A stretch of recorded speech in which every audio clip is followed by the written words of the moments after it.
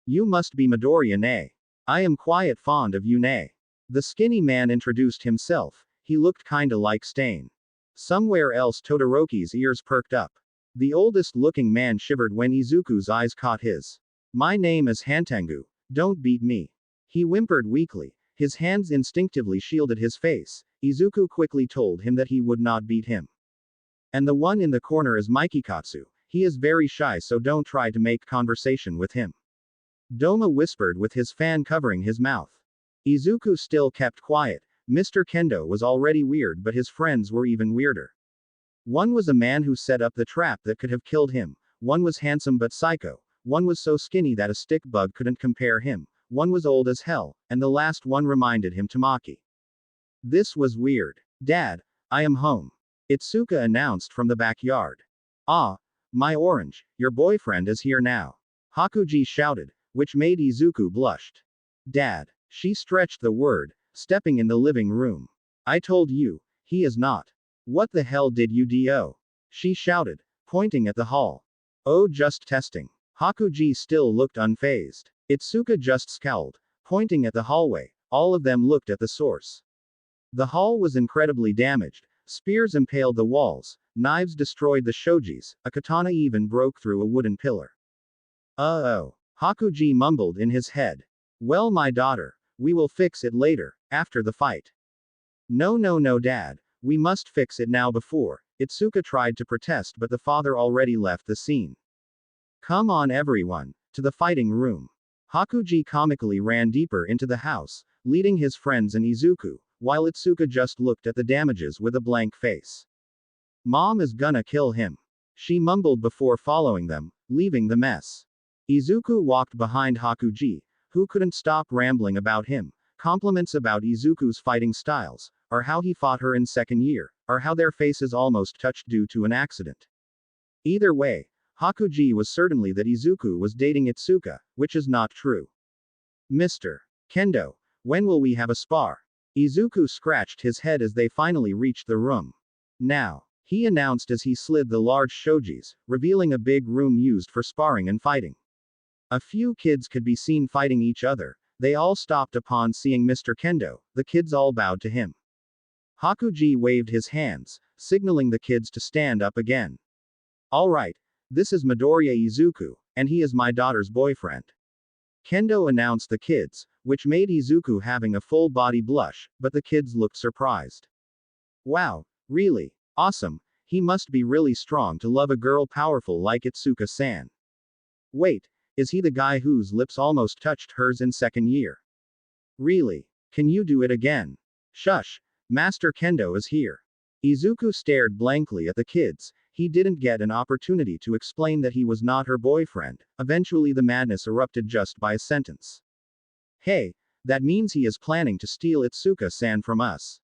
A tall kid pointed at him, immediately all eyes on him.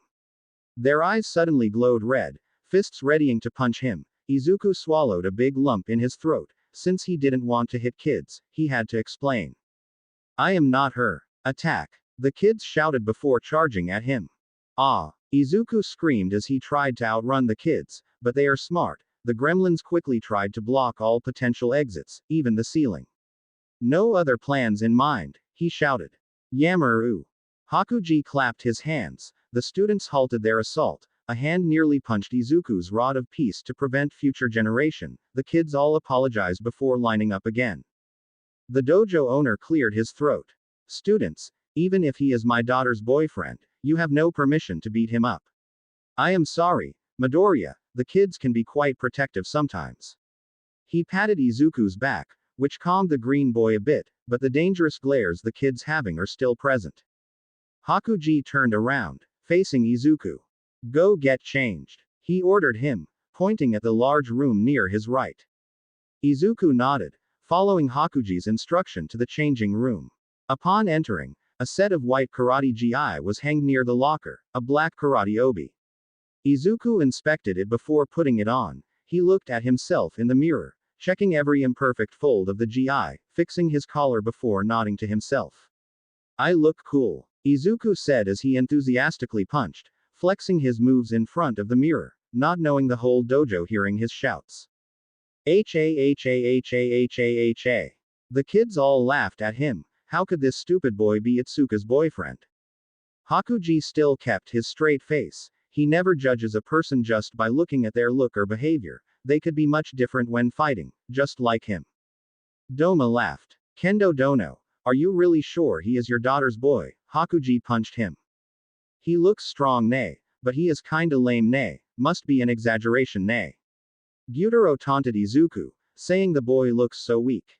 Izuku stepped out of the room, looking at everyone. The students were giggling from what happened. Hakuji crossed his hands before signaling everyone to take a seat. Alright Midoriya, get ready, he said before going to the other side of the room, cracking his fingers and knuckles. Wait, so we are gonna fight, like right now? Izuku stammered. Hakuji nodded, confirming the question. But people usually warm up before the fight, right? You already warm up at school. Itsuka told me about your spar today, you are ready now. Hakuji explained Izuku, who nodded. Try your best, you too.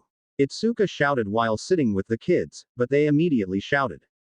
Break a leg, Master Kendo, break his leg. They shouted. Izuku took a deep breath, releasing all the tension in his mind. He was going to fight Itsuka's father, so he is just a slightly better version of her, right? No. Hakuji grinned, cracking his neck. You can use your quirk if you want, I don't mind. He challenged him.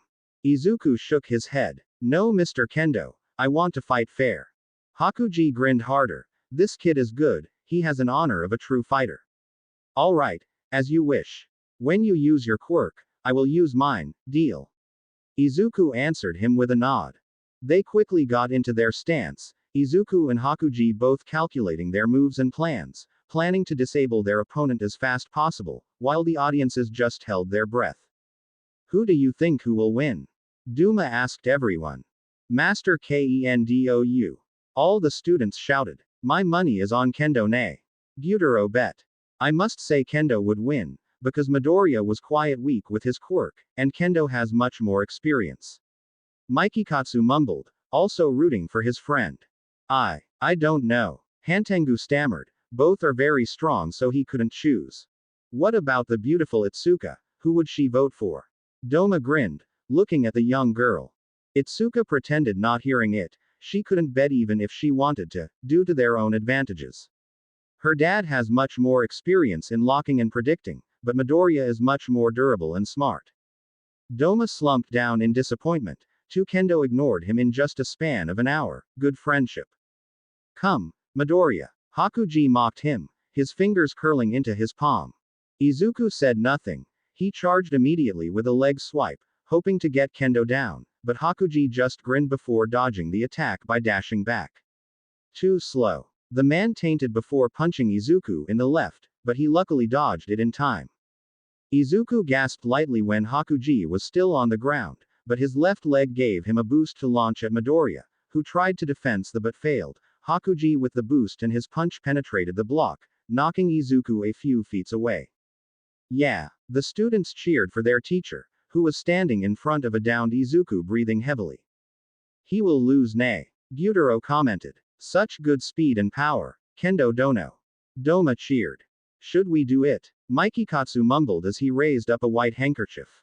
No. Itsuka stopped the quiet man, preventing him from giving the give-up signal. He is standing up. She pointed to Midoriya, who heavily standing back up again. Hakuji grinned, his eyes narrowed, inspecting Izuku with a hint of impression. You can fight again. A single nod from Izuku was enough to fully fuel his excitement. Yes, Izuku said as he fully stood up, his hands posing. You impress me so far, Midoriya Izuku. Hakuji launched at him after screaming, his hand ready to strike at Izuku's neck. This is final move. But Izuku quickly flipped around, his legs hit Hakuji's hands, making him recoiled in sudden attack.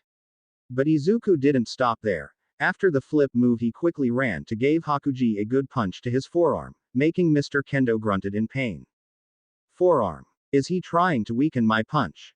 Hakuji grinned internally. This boy is smart. If you can't fight someone in the same level then make sure pull them down to the same as you. But punching isn't my greatest weapon, it is speed. He quickly dashed to Izuku, who started to duck as Hakuji tried to kick him. Izuku quickly did the leg swing move, effectively sent Hakuji off balance. The green boy tried to punch him on the stomach, but Hakuji captured his hands and pinned them both down to the ground. This is getting intense, nay. Gyutaro scratched his cheek. The kids were stunned. They didn't expect Midoriya to be that good. Itsuka and Mikikatsu silently analyzing the fight. Their muscles are tensing. Mikikatsu said in his head as he used his quirk, See-Through World, which allows him to see someone's muscle condition and other anatomy things like heartbeats or pulses. Midoriya's muscles were convulsing. This isn't good at all. Kendo would strike him in the moment the boy pauses. Give up, boy, you can't defeat him. Izuku grunted as he baited Hakuji into a headlock, his hands firmly locking his neck and his hand. Hakuji tried to stand up but Izuku kicked his knees, resulting both of them wrestling on the ground. Midoriya Izuku, I gotta say, you are strong, very strong. But I will tell you one thing, I can't feel any of this. He shouted as he rapidly launched them both up high, which surprised everyone. Kendo kicked Izuku away from him. The man landed safely, but Midoriya was not so lucky. Izuku gasped as he landed on the ground. Hakuji kicked him right on the knee, leaving his legs numb. Giving up. Hakuji taunted at a panicking Izuku. The green boy breathed unevenly, his heart beating rapidly, his arms were bruised and sweats wetted his karate gi. Midoriya. Itsuka was very worried for him. If the fight was not one-on-one, she would instantly help him, but she couldn't anything. Midoriya is losing, nay. Gyutaro pointed at Izuku, who was shaking from the numbness. He is simply exhausted. Kendo Dono. Go easy on him. Doma sadly reminded his friend, in his perspective. Kendo shrugged his shoulders, calming himself by breathing. Maybe. Give up, boy. Izuku swallowed the lump in his throat, gritting his teeth in pain. No, he should give up. This would end good for both of them. He is so weak. He can't even tank a few punches from Master Kendo. Yeah, too weak for someone like Itsuka-san. Peef. She deserves someone better. Itsuka glared at the kids, her eyes piercing through their souls. This scared all of them. The students shut their mouth tight, not daring to badmouth Izuku again. Kid, give up. You can't fight him at this condition. Nana shouted. Oi oi boy, I know you wanna impress the girl but please stop this. Daigoro also told Izuku to give up. Danger sense, why aren't you using it? En said with a hint of worry in his voice. That is cheating. Izuku thought as he tried to get back up, but failed. Kid, I know it is very good of you to hold this long, but for the sake of your safety, use your quirk. Yoichi reminded him, knowing that Hakuji allowed to use quirk. But that is not fair. People would assume I use my quirk when I am desperate. Izuku told them. So are the heroes. They feel desperate sometimes, but would they give up? Would they fight fair with the villains? Would they fight them with knives, or katanas? Yoichi asked him, already standing up. No. Izuku answered back, which made Yoichi smirked. So do it, kid. He would like to have a quirk fight with you. Yoichi patted his shoulder, getting Izuku up. The boy sloppily got on his feet, even in the dimension his legs felt heavy. Now go show them. Yoichi smiled as Izuku slowly returned came back to his mind. Hey he is getting back up nay. Gyutaro pointed, gaining Hakuji's attention. Such great determination. Mikikatsu narrowed his eyes, watching Izuku's internal body. Impressive. His quirk is finally showing, the muscles are glowing now. Hey, what is with the lightnings? Hantengu was scared now, Izuku now using one for all to boost himself back up. Wow. The students wowed at the sight, amazed by Izuku's power. Itsuka quickly got relieved when Izuku didn't give up, she raised her hand to cheer him up.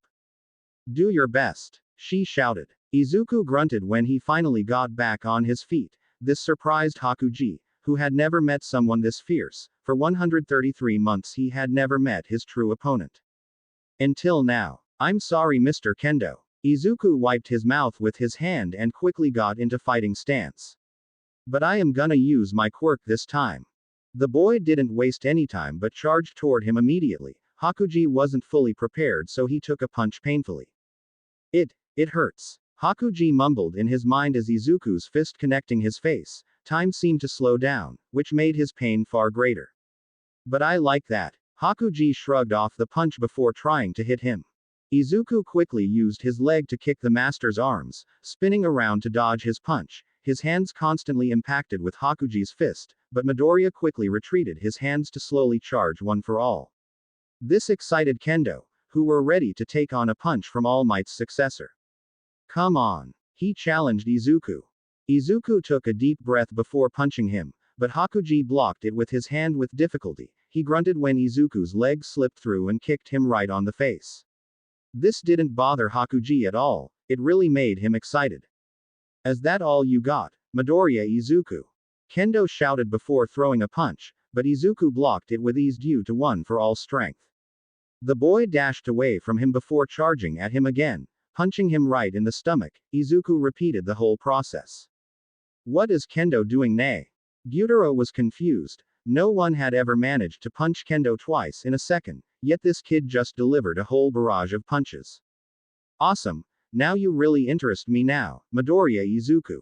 Hakuji shouted before stomping his leg, causing a shockwave knocked back Izuku. The man quickly activated his quirk. A large blue snowflake appeared on the floor. It spanned across the room, covering the whole floor. Midoriya Izuku, you are the most interesting opponent I have ever fought. You forced me to use my quirk, Compass Nettle. Hakuji roared as the object stopped. The lights shined the whole room, forcing every to shield their eyes. Oh no, Itsuka mumbled. Feeling concern about Izuku's safety more than her father's sanity, she readied her phone to dial the ambulance, just in case. Call an ambulance, call an ambulance. Gyutaro joked. But not for me. Hakuji shouted, readying every potential attack from Izuku.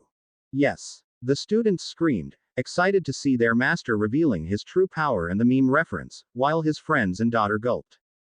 Kendo is using the quirk. Hantengu hid behind Mikikatsu's back, not wanting to be hit by collateral damages. Kendo Dono finally showed his true nature now. Doma's mood went from bored to excited in mere second. Don't kill him, Kendo Dono. Mikikatsu activated his quirk. Seeing Hakuji's body finally erupted, his muscles had expanded, his heart was beating crazily, veins appeared everywhere, and the mind now only had one thing. Destroy. Come in me with all you got, Midoriya. He shouted before squatting lower, his hands even bleeding from the nails cutting his palms.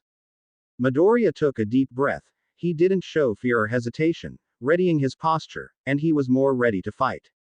They both standing there, calculating their moves carefully, and then fight with everything. Doma grinned, another idea in his mind. Hey, there is something on your back, Hantengu. He whistled as he fake slapped his back with more force than intended. This however horrified Hantengu. What did you do? Hantengu cried as he hid around the corner, whimpering about, what have you done? Continuously. You stupid, what the hell did you do? Mikikatsu angrily shook Doma by the collar. The smiling man kept apologizing but to no use. You just fucking made the problem worse. He shouted before punching Doma. Hey nay, maybe the effect wouldn't reach that fast nay. Gyutaro said, but Mikikatsu's eyes told different. No, it was not about the distance. A sweat dropped from his forehead as he kept explaining. It works on fighting energy. Itsuka leaned her face closer to the weird men, feeling confused. What are you guys talking about? Mikikatsu gulped. Hantengu's quirk. It stimulates brain, which is activated by a strong pat on the back. It increases anger to aggression. It simply could make you fight to death. That depends on their emotion right now, but I certainly they won't stop. Mikikatsu explained, much to Itsuka's horror, what kind of quirk fuels anger, and why it only stops when one dies. Not good. She must call a whole funeral service. But wait. There's be a way, right? She asked, but Mikikatsu shook his head. The only way to stop this is when a stronger person enters the room, but I am goddamn sure that only All Might could do this. Itsuka's eyes went wide, so they will fight to death. She had to stop this. Hey, stop this, spar is over. Itsuka shouted, trying to wake them up from their madness, not wanting the whole dojo covered in blood and a person dead. Shut up, woman. Izuku shouted, completely blind by bloodthirst, readying to kill Hakuji. Wait, why did he say kill? Sit the hell back down, Orange. Let me fight. Hakuji shouted at his daughter, who looked shocked at her dad's words. They looked at each other. Their bloodshot eyes stared at each other, like two predators hunting the same prey, but they want to claim it for themselves. And they would kill to get it. Come, Midoriya Izuku. He shouted. The compass glowed brighter, indicating Izuku's fighting spirit was rapidly increasing.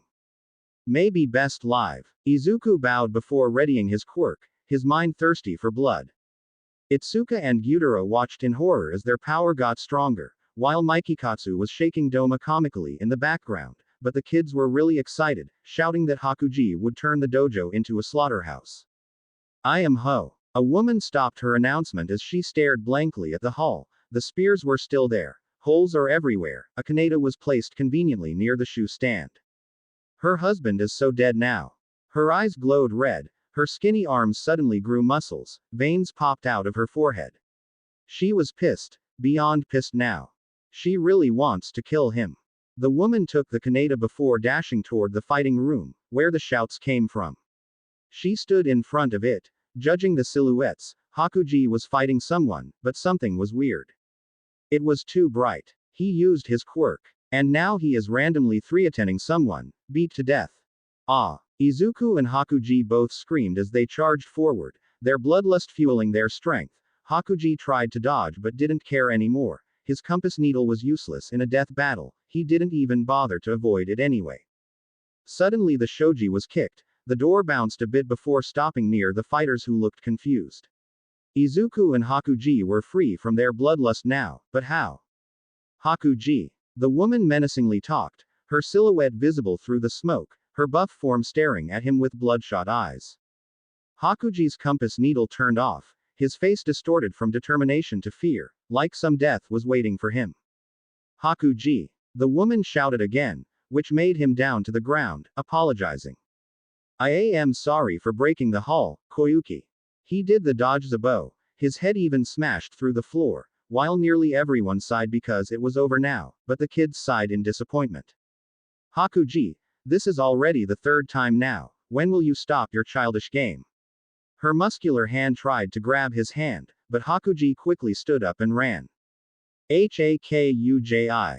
She went after her husband. He dared to run away from her after the hull accident and now he dared to kill a sweet, cute boy who was her daughter's boyfriend.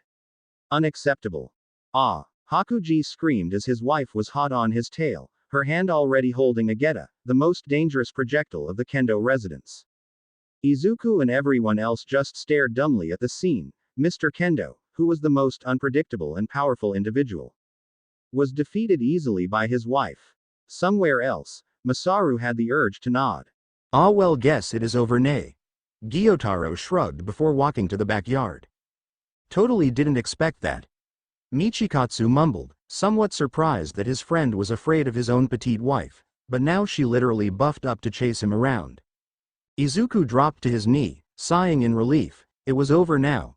He didn't have to fight him anymore. Now he knew where Itsuka's tomboyish came from. Right from the mother. Hey, you couldn't defeat Master Kendo, you are weak as hell. A random kid shouted. Yeah, the students all chanted. Itsuka shushed them all, her hands placed at her hip.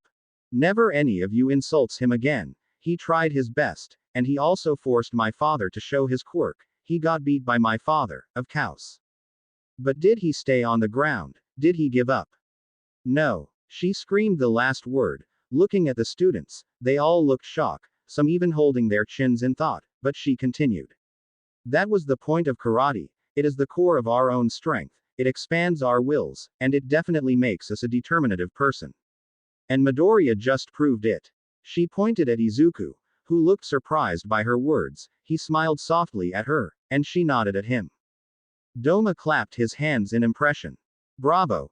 Good speech. He gave her a compliment before leaving with his friends, who all nodded at her.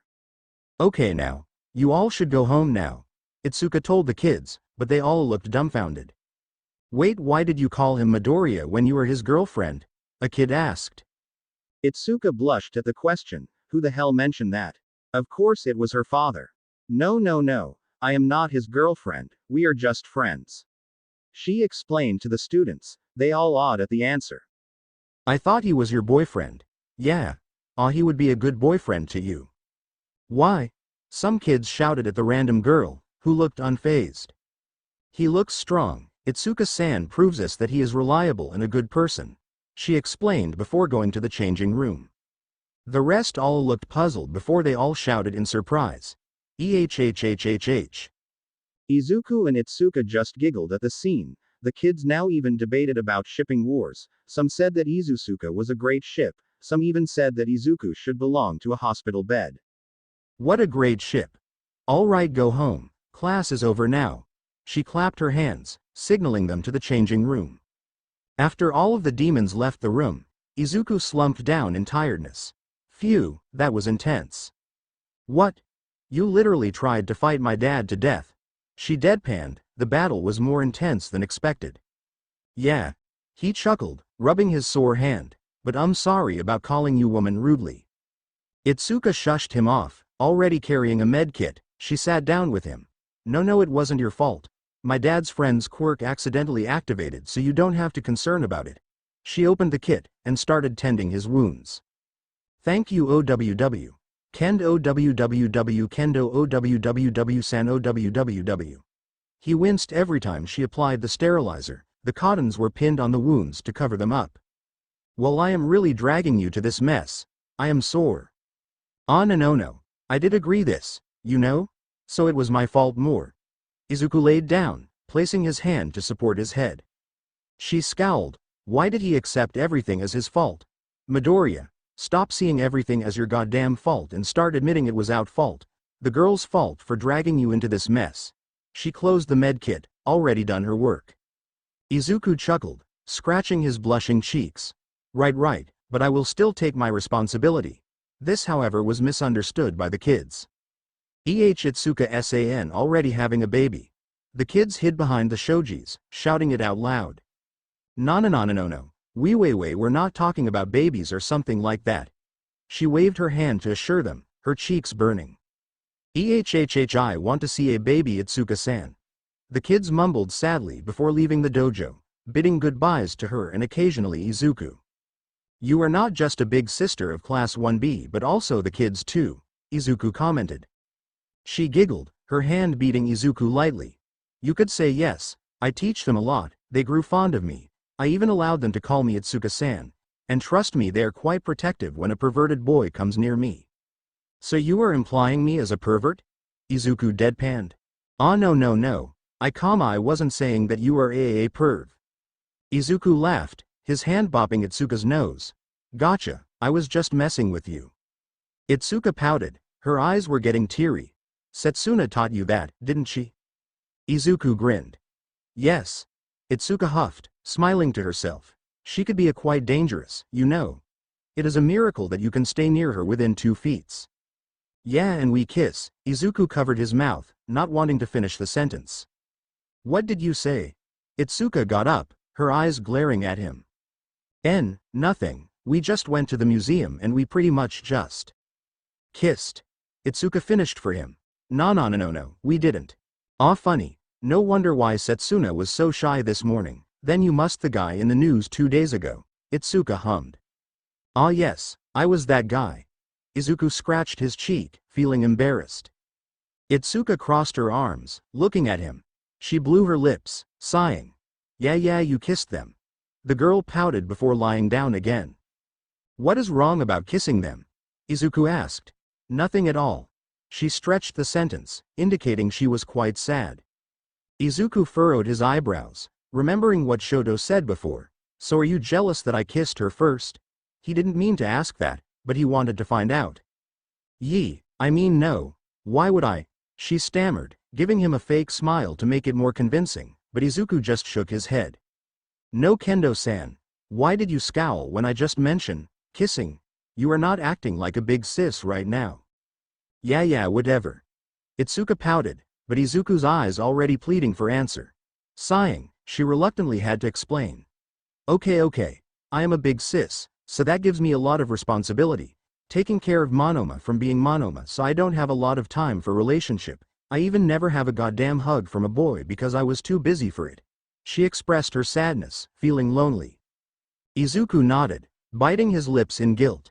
He never knew being a sister figure in the class was that hard. The responsibility of being a class representative was already hard. You must put everyone above you, care for them first, but she did it well, taking care of both her class and dojo. No wonder why every boy likes her, including him. Me? So Izuku made a proposal. W, would you want hug with M? Itsuka said nothing. Leaning closer to him, her head touched his chest, and Izuku's hands unknowingly wrapped around her waist. Maybe the ride taught him that. After a while, she huffed. I never know an after-spar hug could be this relaxing. But they were sweaty as hell. Yeah, it was more like a death battle. They both shared a laugh at Izuku's joke. Aw, so cute. Doma and his gang peeking from the shoji door, completely hidden from their sight. I gotta admit, nay, it is really heartwarming, nay. Gyotaro also nodded with him, completely agreed. So, is he her boyfriend or just friend? Hantengu finally peeked his head to see the scene. A little bit of both. Michikatsu knew, because his quirk already saw their hearts. Their hearts are sinking, they must be in love. While the gang was watching the two of them, Izuku asked her, so that means you never have a kiss before? A nod from Itsuka was enough for him. So do you want to kiss? Itsuka turned around to face him, her wide teal eyes looking at green one. She blushed before biting her lips. Should she do it? Should she kiss him? Is that okay to do that? I am sorry, I just want to make you feel bet. Okay, she said before turning around again, her face just inches away from his. Okay, she nodded again to confirm. Ook. He stammered, calming down his heart, his hands placed firmly on her hip to steady her. Her breaths hit Izuku right on his lips. They took a moment before slowly closing their gaps. Ah! The men all shouted from their mind, cheering as the two kept kissing. Gyotaro growled in anger because he never had a girlfriend. Doma kept rambling about love, but he didn't anything about it. Hantengu prayed for their happiness, and Michikatsu already took a picture.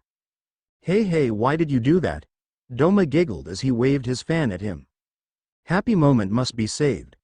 The quiet man explained before signaling them to leave. They would be looking for Hikuji, who's still trying to dodge his wife's Kinata a few cities away. After a while, their lips disconnected. Both of them looked away in embarrassment. Izuku quickly retreated his hand and Itsuka quickly left the room. Wait here, I will ride you home, she told him before walking to the garage. Izuku nodded, although she couldn't exactly see it. He grunted, laying down again, thinking about Shoto's words from the gym. Did they kiss him because they like him, or they just wanted to feel complete? Unknowingly to him, a stranger slowly descended from the ceiling. He observed and heard everything now. The man sneakily jumped down. Izuku didn't hear it, unfortunately. But there is no doubt that he cheated on Ms. Yaoyorozu. Mr. Midoriya. He called out to him, startling the green boy. Izuku tried to call Itsuka, but the butler quickly shushed him off. I have seen that you have been quite busy. No, it wasn't what it looks like. We just fake dates, I presume, right? A hesitant nod from Izuku already answered it. The butler sighed before walking closer to him. You know that the Yaoyorozus is one of the most powerful family in the world, and they would even send CIA if you were caught with another girl. He leaned closer to him. Just like W, what I saw, said, fake dates. W, we are not dating. Izuku stammered. I know, but Mr. Midoriya, you just fell into a pit of despair. I am not worried about your success about the dates, only your safety. Mr. Midoriya, you could choose to turn around and leave this mess behind. He explained, trying to convince Izuku to give up the next dates, cancel it. I chose this. Izuku fiercely answered him, which amazed the butler. I decided to help them, and I will finish this one by one. The butler raised his eyebrow, looking at Izuku's face to see his emotion, but he only saw determination. Nodding, the butler simply just nodded before putting on his mask. He turned to the shoji to the backyard, ready to leave. I wish you luck, Mr. Midoriya, he said before jumping out of the house. Izuku watched as the butler got farther and farther away from him until he entirely left. Hey Midoriya, let's go, Itsuka shouted from the gate. Okay, Izuku weakly answered, his head looking at where the butler left, still wondering about what he said before.